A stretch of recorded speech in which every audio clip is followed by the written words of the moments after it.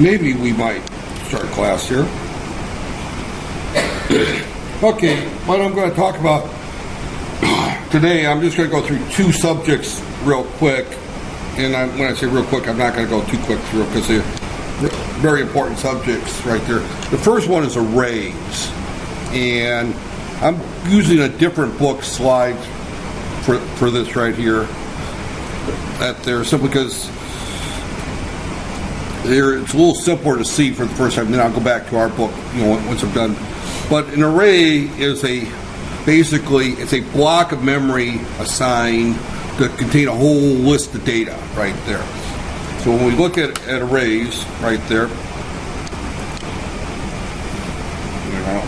sometimes it doesn't. What is it doing here? Okay. Right there.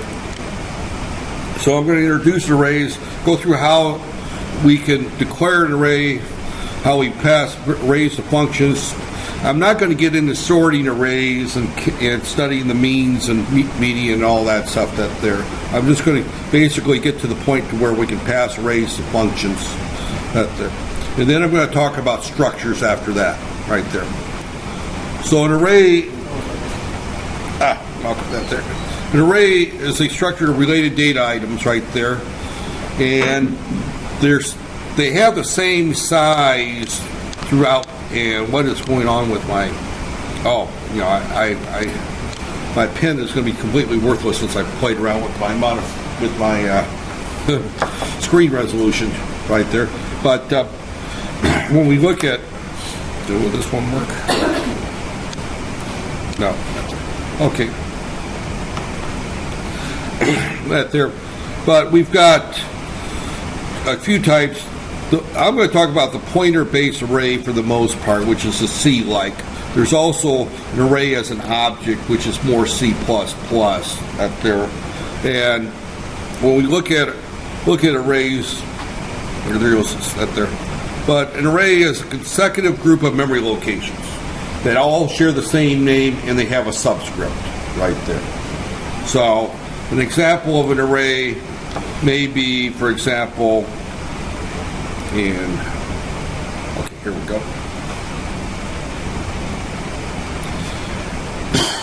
Right there, and maybe they'll come up.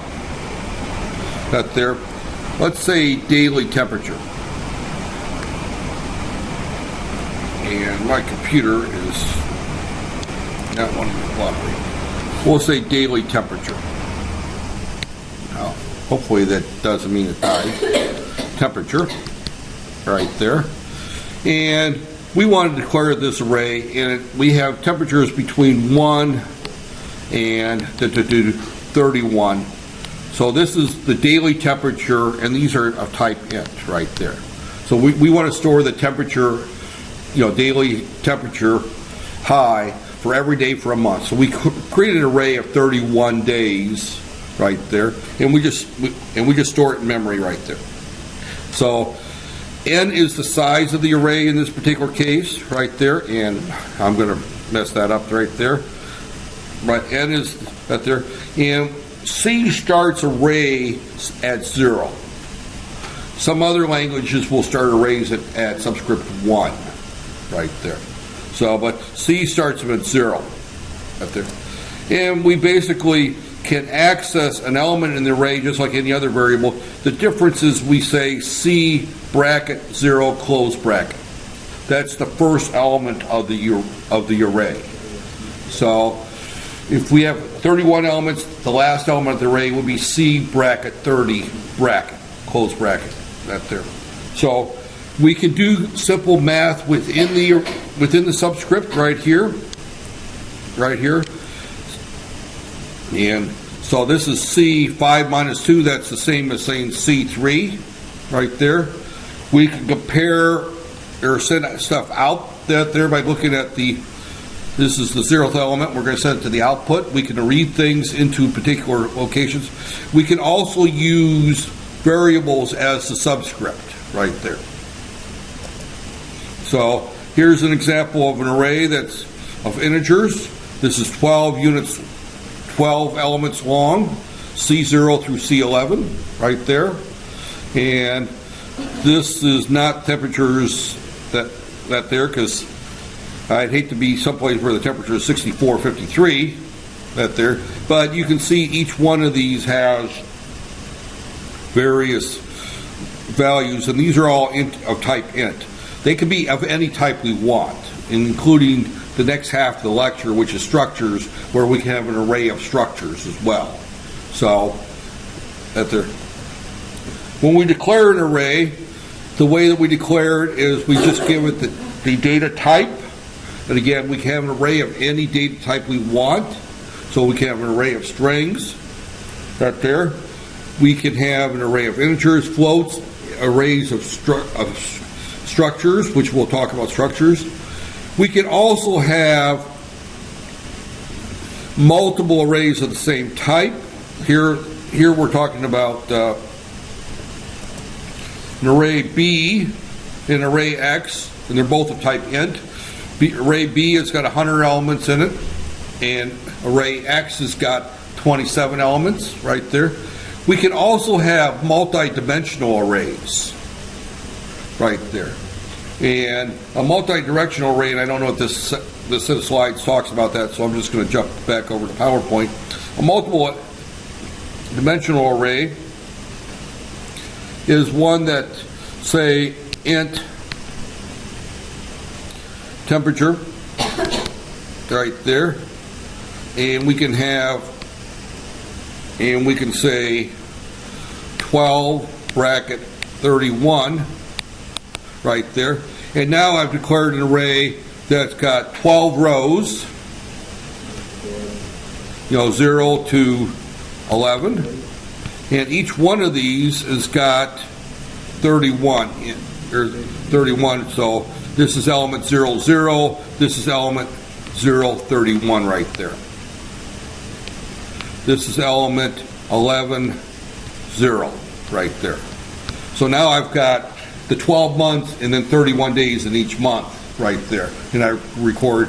So this particular array actually has 12 times 31 elements. It's more than 365 because some months have 28 days, some months have 30 days. Well, only one month it's got 28 days and that's only 28 days, 3 out of 4 years. But regardless, we've got the months first and then the day of the month separate right there. So of course, if we're dealing with this, okay, I think somebody's playing with the aircon that there. So we would probably do the day then the month right there would probably be the way you would declare that if you follow the Asian or Malaysian notation. But regardless, we can have a 2-dimensional array. We can have a 3rd-dimensional array, which could be, say, 100, which could be the year, right there. So we can have arrays of all types of multiple dimensions. Life gets messy when we get beyond a 2x2. 2x2s are common. 3-dimensional arrays, not quite so common, right there. And they're a lot harder to visualize. If you want to visualize it, it's individual pages is the way that I'm up there. I knew my battery was going to go low, so right there.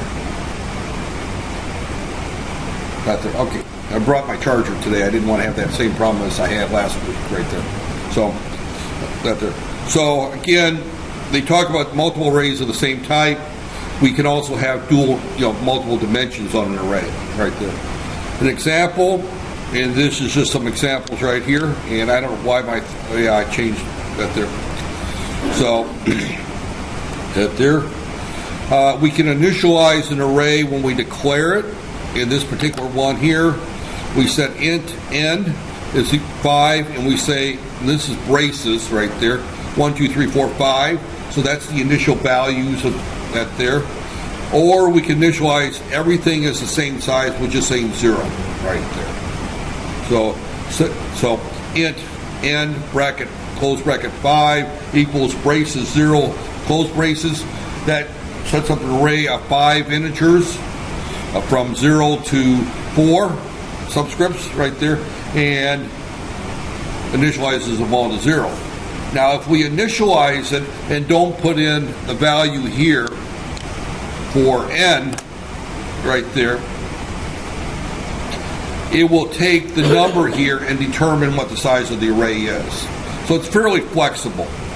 So if we give it 31 initializers, initial values, it will declare the array at 31 right there. So again, this particular one, int I is equal to there. This here is the way that I used to initialize arrays. Now, of course, you would say int 10 equal braces 10, 0. You wouldn't do the 4 at there. That used to be the way before you were allowed to initialize it within the code right there. And here, this is just basically sending the data out right here, and we're going to send it out. To set the width to 7, we're going to send out J. This is in a loop. We're going to send out the element number right there. So this is outputting that there. And notice that's N bracket J close bracket. So that's how we access the individual elements within a loop. Arrays you typically process a lot within loops right there. So again, they're just highlighting that there is highlights that there. First off, we declare an array of 10, and then we're going to initialize an array, everything to 0, and we're going from 0 to 10, or 9, excuse me, because it goes I is equal to 0, I less than 10, that's I less than or equal to 10, and we set n of I equal to 0, that initializes the array right there, and this is what it shows when you run that there, and I'm not going to go through and run that. And again, we can also initialize the array right there, and this runs the same way. Here we've got the initialization. We skip the loop that initializes it, and we just output it. And there's the way that would look on output that there. Examples, arrays, typically we would use a constant to initialize the size. That way you can change it somewhere up at the top. That their constants cannot be changed right there. So normally if you're going to use a constant, you almost always capitalize it right there. This particular author right there does not capitalize size. Usually size, if you have a constant, nor keep your mind separate from variables, you would always capitalize that there. So this should probably be, I know this is going to write somewhere else, S-I-Z-E right there. And that's really hard to write when it's writing somewhere else on the screen right there. So constants can't be changed right there. And here he's showing right here, he's declaring the constant array size is equal to 10. Again, that would be capitalized typically. And here he's saying initialize or integer an array S of size 10, which is the constant value right there. And I think that's probably all I'm going to go through on these slides right here. Right there. I don't think there's anything else on these slides. Again, arrays are fairly straightforward, and we'll see them again when we get into MATLAB, but they're not very complicated. And many of you probably have seen them before in other applications right there. Again, this is the same example of before, rolling a standard dice 6,000 times. Right there. Same example as what we looked at a few minutes ago or last week, right there. And the same output data right there. So, right there. So, we can also do strings of arrays. In other words, a string is an array of characters right there. Although we quite often will refer to strings as a string type, but actually string is an array that there. So if you have an array of strings, it's actually a two-dimensional array, which gets very confusing at the point right there. Right there. So again, that there. So this basically is how we can deal with strings as an array of characters. And there's some advantages when we look at strings as an array of characters. If we want to tear a string apart and look at certain characters within the string, look for a particular character, check to see if something's a palindrome, reverse, same thing, reverses forward. I've taught courses where we spend a lot of time on strings. We're not going to spend that much time on strings here. So, right there. Another example, what example is this here? This one here doesn't really tell me that much about it, so I'm going to skip over it. Okay, give me a second here to look for the next set of slides right there, which I want to go through our book. Okay. This is the slides from our book, and I'm going to go through them relatively, not quickly, but kind of. What I went through from the previous set of chapters is the really straightforward and probably the easiest way to understand it. And I'll post those on Facebook after class. Inshallah. So, but again, we're talking here. Chapter 7 in our book here is that we're looking at arrays right there. And arrays, I'm not going to get into catching exceptions, but that their standard library array is a fixed collection of related data items, same definition. Arrays are used to store and list, store and search lists of tables of values. You declare arrays. We just already went through that. We can use the arrange base before statement, and we can pass arrays to functions right there. And again, this particular chapter also gets into multidimensional right there. So, all right. This is the same definition. Both array and vector are C++. This is getting more into the way that you would do it typically in C++, right there. So, the first element of every array starts with 0. I talked about that there. The highest, if we have an array of 12, the highest element is 11. The subscript must be an integer or integer expression right there. So it has to evaluate that there. You can't use a floating point that there. There's no element 2.5, and there's no element A or B. It's 0 through 11 in this example right there.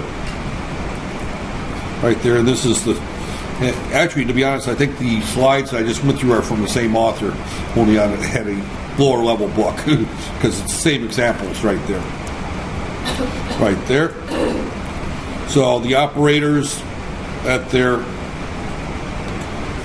is just a repeat of all the I'm not going to declare an array, type, array size, and array name right there. And again, you can't do a simple example right here, but notice here he uses the term n is an array between 0 and 5. This is a different way of initializing it. I think the other way is simpler. So the other way is simply int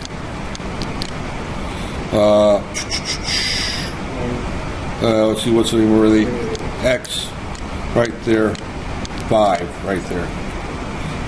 This way is actually, to me, more complex. I don't like this method right there.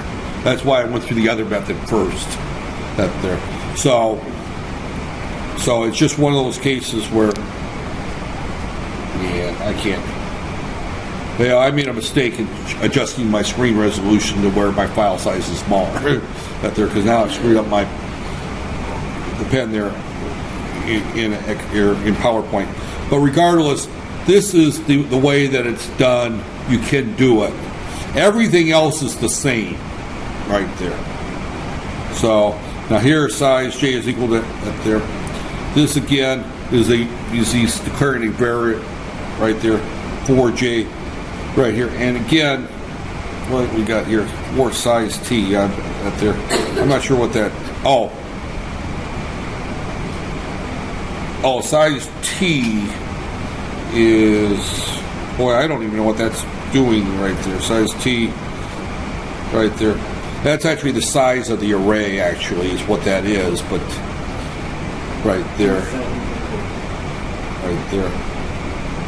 So, I don't like this method. I'd stick with the other method right there. So, I put these slides up there, and now I'm realizing why I didn't want to use them the first time.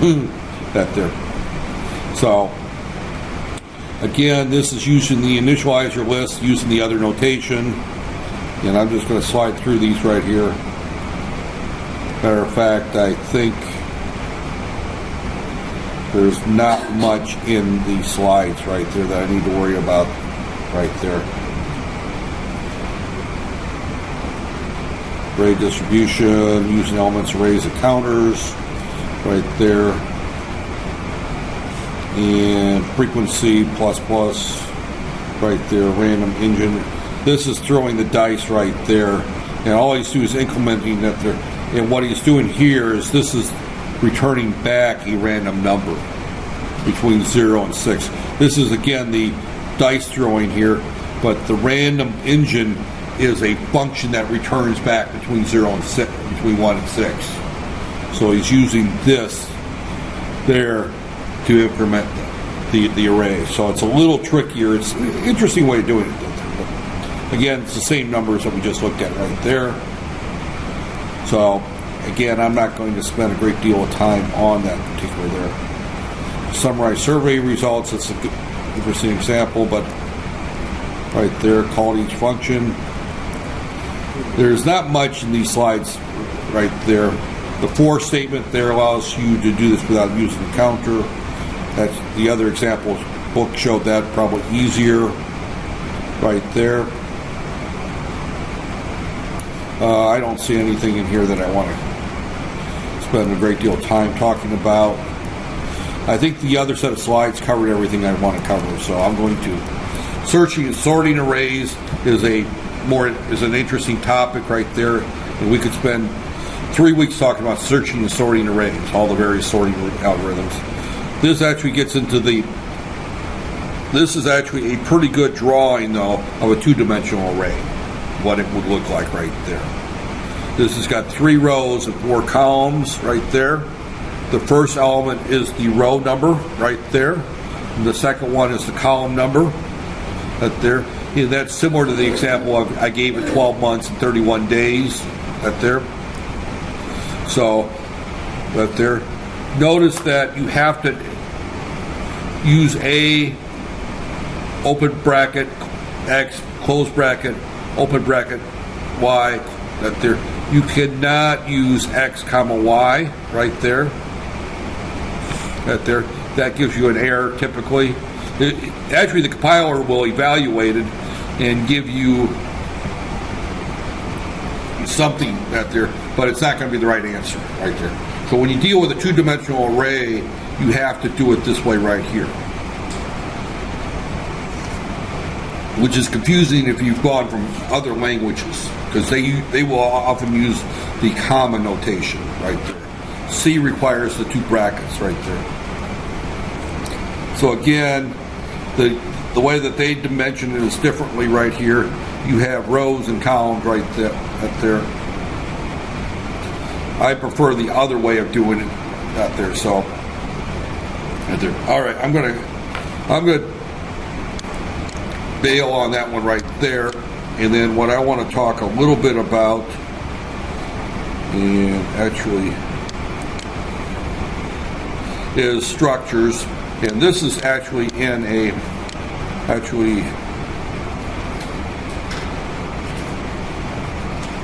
let me see something right there. Desktop. This is the more complicated topic of the day, right there. Arrays are fairly straightforward, but the structures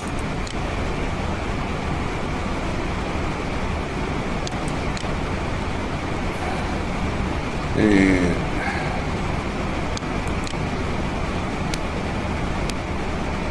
right here are a little bit more different. Now this is a, for example, this is a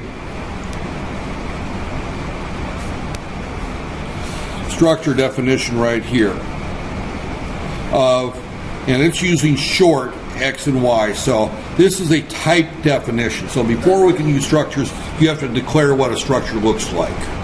Now I can declare fairly complex structures. For example, I can declare a structure that looks like this. You start with the word type def right there. Make sure that's spelled the right way. Type def, yep. And then it's going to be a structure right there. That's a keyword structure right there. So those are the first two things up there. And then you give it the open bracket right there. That's the squiggly brace. And then you start listing what's in this structure right there. So in this particular case, he's got X and Y. I could have float X comma Y right there, close bracket, close the bracket right here, and I can call this complex right there.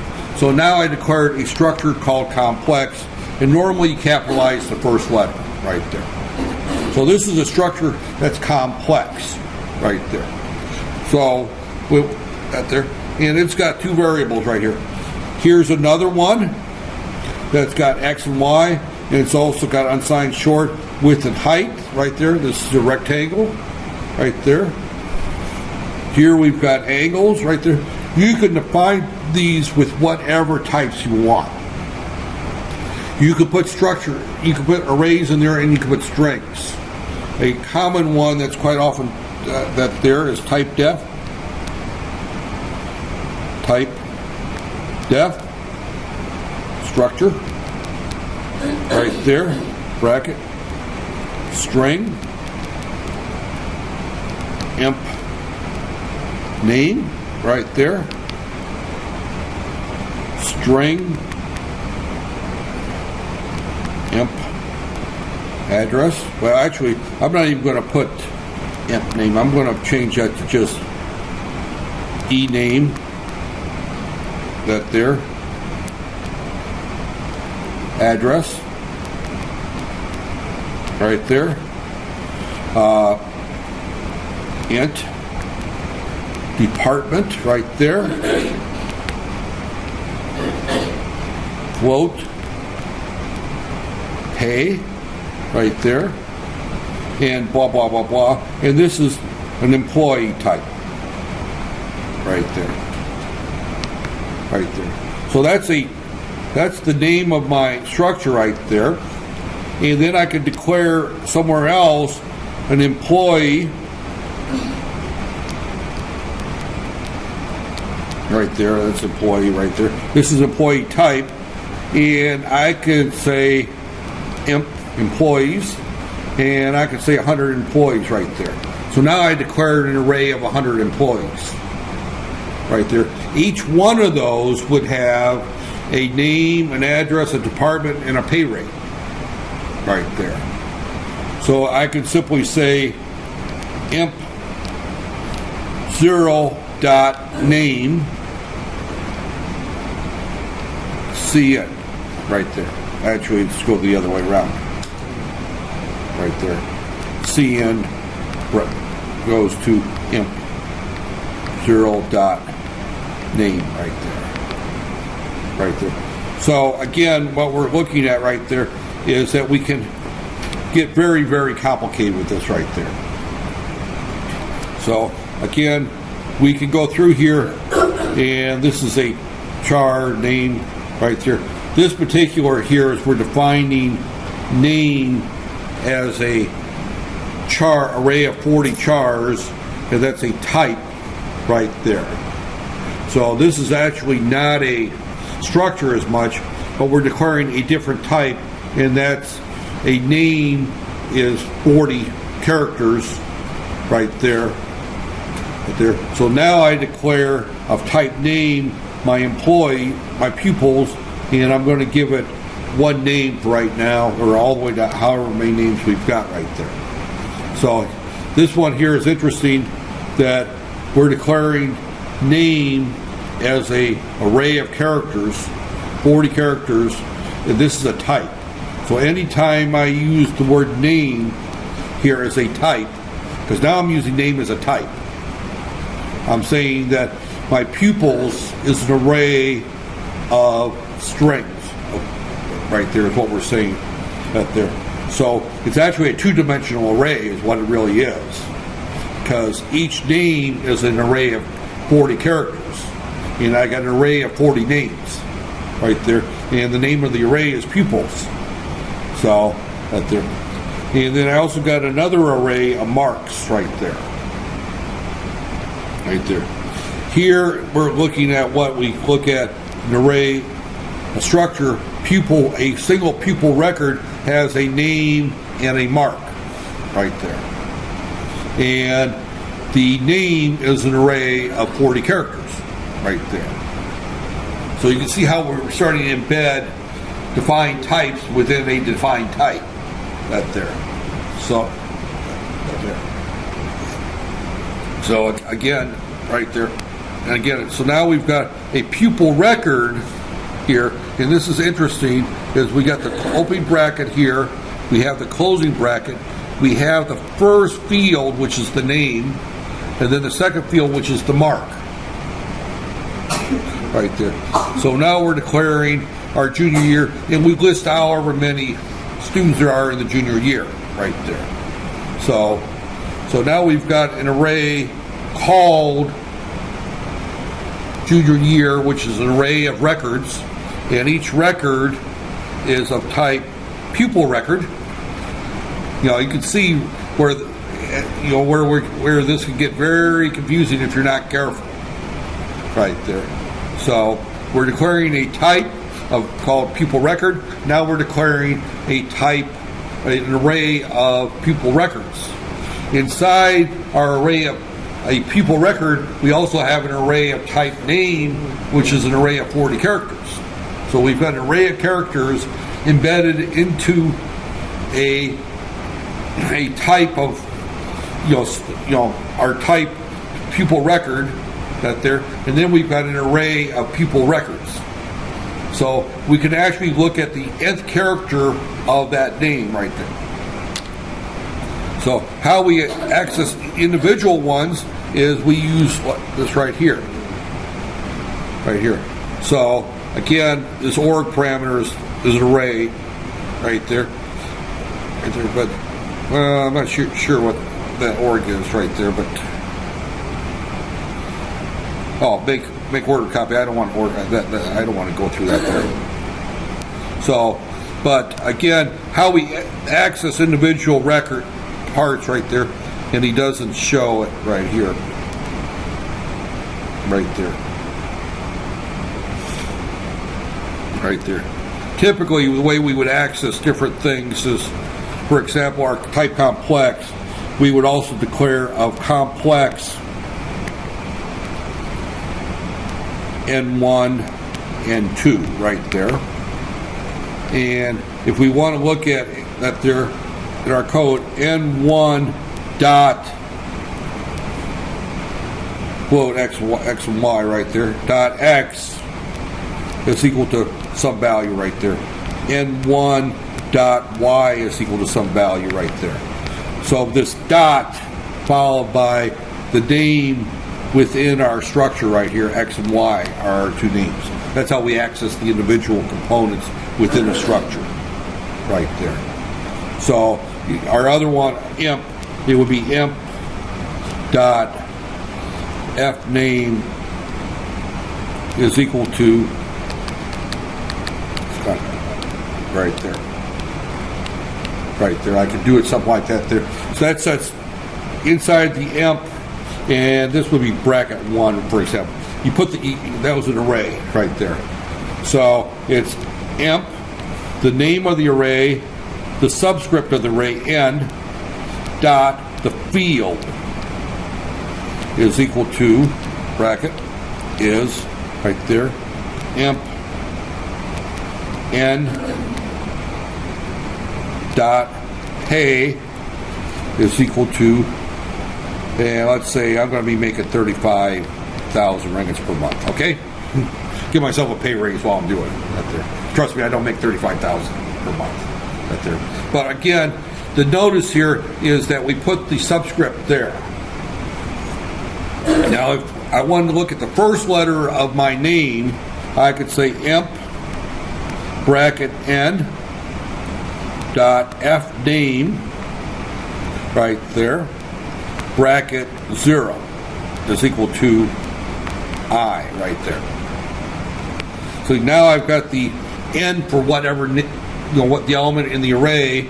Then I got f name, which happens to be an array of 10 or 40 characters, and then the first character of the name is I right there. So we have two subscripts here right there. As you can see, and we could get this much more complicated than that. I think this is as messy as I want to get on structures right there. You probably won't use any structures in this semester, but I wanted to at least introduce what a structure looks like right there. And we can do lots of things with structures right there. So again, we have a point after X and Y. We have a triangle right there where we have our top left right there. This is a rectangle right there.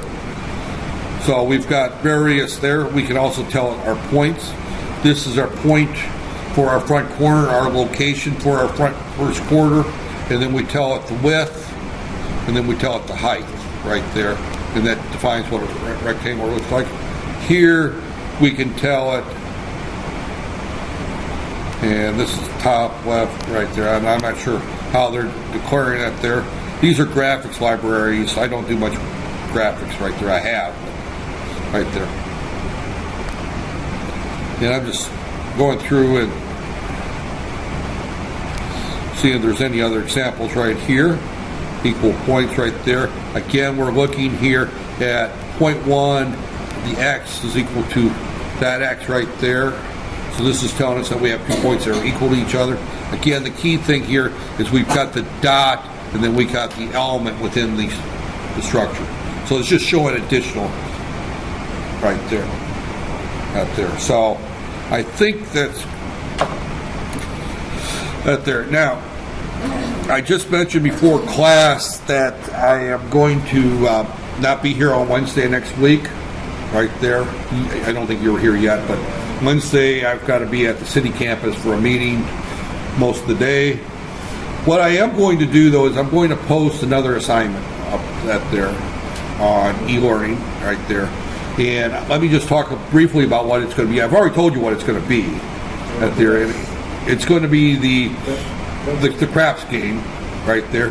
And you have to play 1,000 games or 5,000 games, you pick out however many, and just determine the percentage of wins and losses right there. So the previous lectures define how craps is played right there. In the previous example right there, you can use the code from the previous lectures, but pull out the print statements right there. You know, put the print statements in and run them 1 or 2 times to make sure they work right. Pull out the print statements and then run it 10,000 times or some number. I'll leave it up to you that there, and just record the number of wins and losses right there.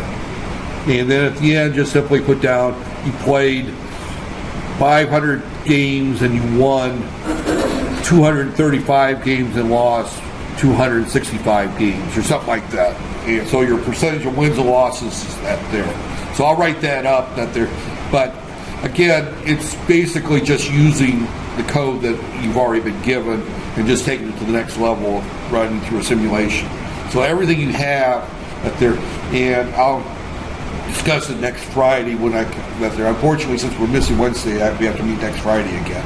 That there. So, but that's going to be your next assignment. That there. I haven't put grades up for this last assignment yet because I just have been busy with other things that there. And with my migraines here lately, which have been bad, I just haven't got caught up that there. But that's really the next there. I'm probably, how am I on time? Oh, I'm actually short on time. It's hard for me to talk much more than about 45 minutes to an hour. I'm sorry, people. It's just, you get cheated on time. I'm actually only 40 minutes, but I think I was talking about 10 minutes before I started recording. But regardless, I went through two tough topics today. Fortunately, we don't have a final exam. And this is going to be your last assignment in C. I'm going to walk away from C, and next Friday I'm going to introduce MATLAB. So, and we've got about 5 or 6 lectures on MATLAB, and then I also need the final project.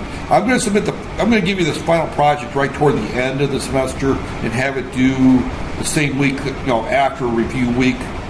Is that all right with everybody? That you do it during review week? Because there is still a review week, right? They didn't take that away, did they? Yeah, because they're actually, because we've got 4 more weeks of classes right?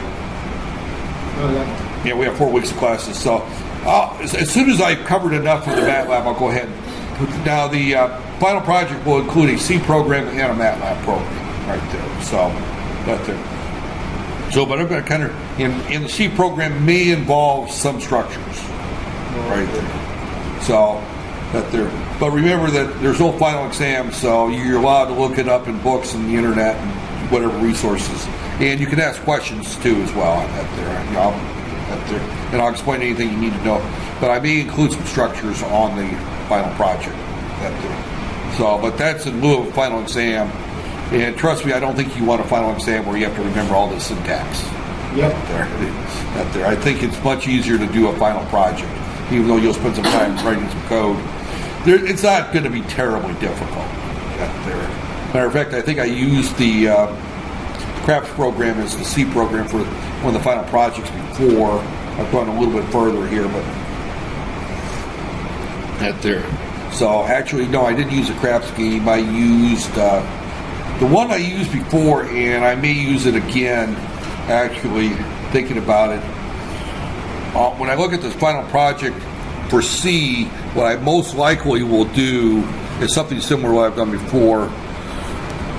You work for Mickey D's. Mickey D's, of course, is everybody's favorite fast food Western restaurant. The food is horrible.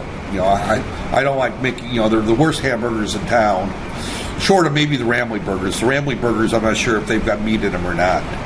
But there might be some beef in the beef, but the chicken I can eat, but the beef I can't eat.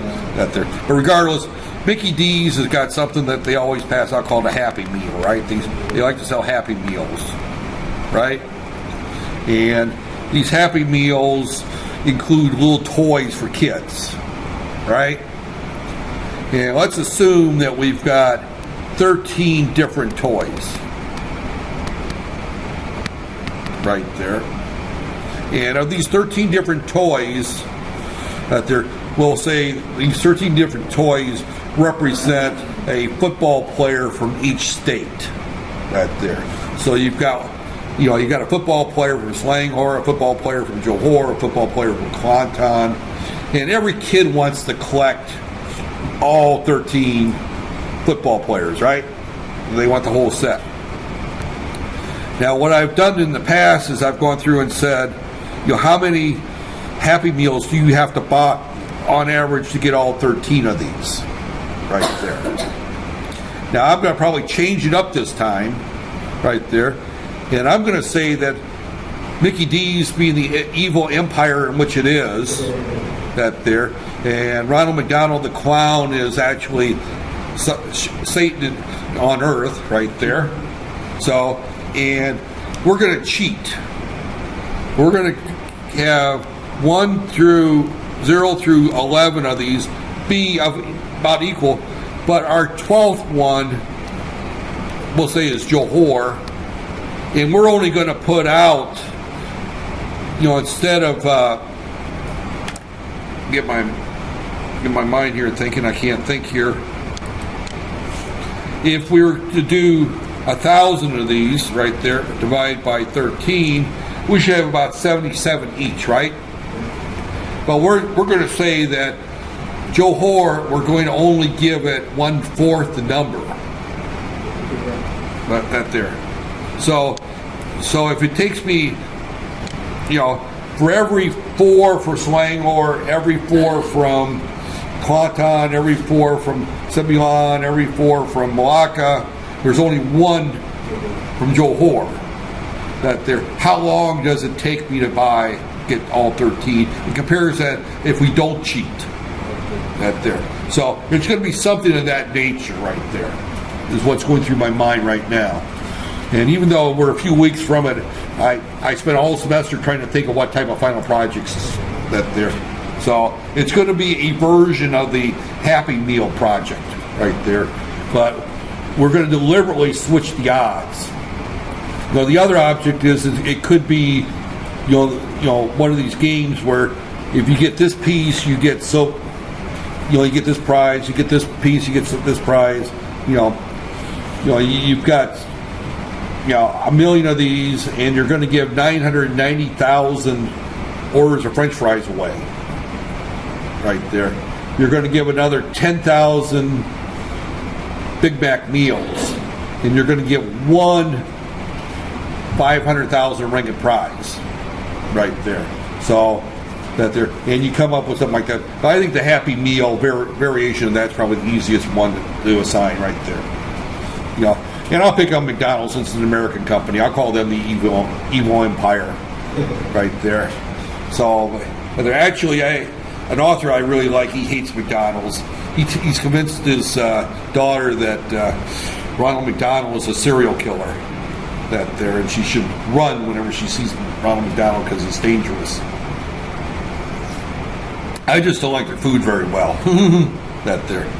If you're going to look at American fast food restaurants, Burger King I think tastes better than McDonald's, but that there. But Burger King's not popular here. Yeah. I mean, there's a few Burger Kings. What's that? McDonald's is more economical than Burger King because 1 set of Burger King. About 10 ringgit, something like that. No, more than 10. Oh, is it? For McDonald's, you can get the set for maybe 30 ringgit. 13 ringgit? Yeah, McDonald's, I think I normally spend about 12 ringgits for a Big Mac meal. If I go to Burger King and I get a Whopper, it's like 15. It's a little bit more. Yeah, Burger King's a little bit more, but their hamburgers are much better tasting too. That there. So, but and then Ramley burgers are only 3 ringgits each, right? Yeah, there. But you might get it maybe 100 grams of meat in a Ramley burger. That they're in 100 grams of soybean, and the rest, that's all the bigger your burger is. That they're, because I'm sorry, but Ramley burgers don't taste like beef. The chicken's okay, but the beef doesn't taste very good. That there. I had one last night actually of the chicken. That there. I can eat the chicken, but I can't eat the beef. That there. But the McDonald's hamburger is very bland tasting. And then there's, what's the name of that place? Fuel Shack at the old Carrefour. Has anybody eaten there? Fuel Shack. They're actually pretty good. It's like pricey, but yeah, it's very pricey. Yeah, it's very pricey. It actually makes Burger King look cheap.